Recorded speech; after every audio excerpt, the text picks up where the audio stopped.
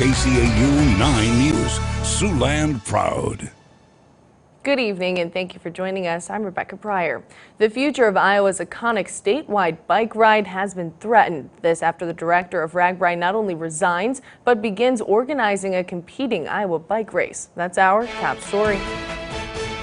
Amid criticism of how the Des Moines Register covered Carson King, the former director of RAGBRAI, resigned last week, starting a new race to be held on the same week of RAGBRAI called Iowa's Ride. Now, for the first time in 46 years, Siouxland cyclists have a choice to make between a long-standing tradition of biking across the state in RAGBRAI or biking in the new race. I really think they should be supporting RAGBRAI. I think it's been going since '73. It's the longest going and largest bike ride in the world, and I really think they should avoid taking away from that. RAGBRAI has announced its annual bike ride will continue despite the director's departure and competing race. Instead of trashing some of their old fire hoses, Sioux City firefighters decided to get creative. This flag is currently hanging in Fire Station 3 and was made entirely of retired materials from Sioux City Fire Rescue Training Facility. The flag is made of a fire hose, scrap metal, and old fire pike. Officials say it took around 10 shifts to construct in the firefighters' off time. They hope when people see it, it reminds them of the men and women who put their lives on the line. We have this red stripe on it, and that red stripe symbolizes courage of firefighters, that the firefighters are willing to pay the ultimate cost to protect people in our community. On the back of the flag are the names of all of the people that had hands in the construction. It's Pride Week in Orange City, and more residents than ever are turning out for this year's festival. Things started off yesterday with a get-together, and this morning held a resource fair for members of the community to reach out and get help with things that they might need. This year's theme is You Can't Burn Pride. Members of OC Pride say it's important to be supportive and resilient no matter what. So this year we're coming back and saying, our queer culture persists. You can't burn pride.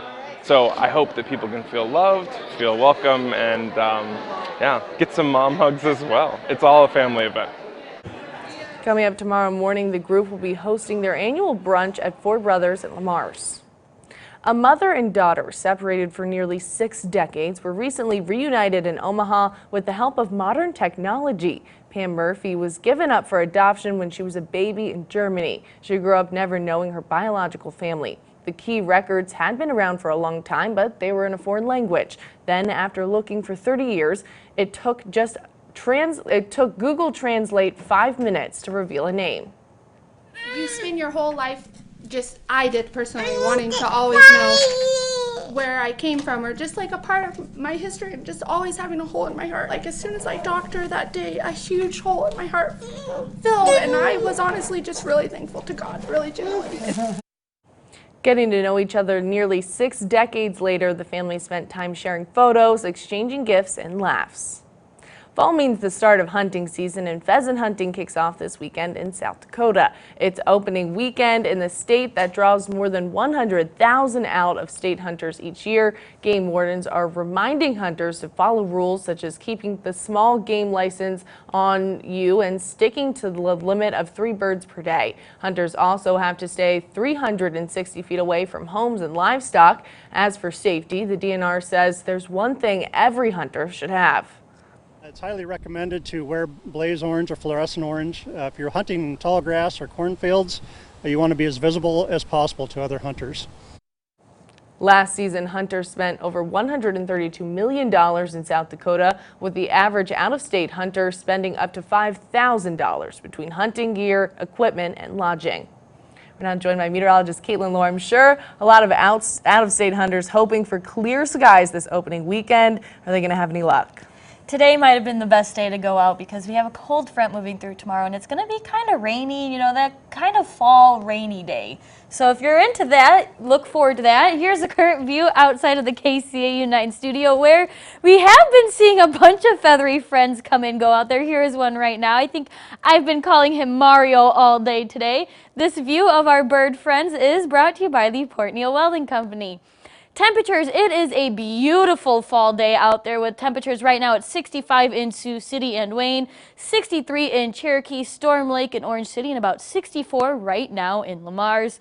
Taking a look at our satellite radar imagery, you can see it's been pretty clear out there for most of the day. We had a few light sprinkles overnight into this morning, but mostly beautiful, clear, sunny skies. And taking a look at the stormcast, you can see a few very light showers way out by the O'Neill and Niobrara area from about 7 to 10 o'clock tonight.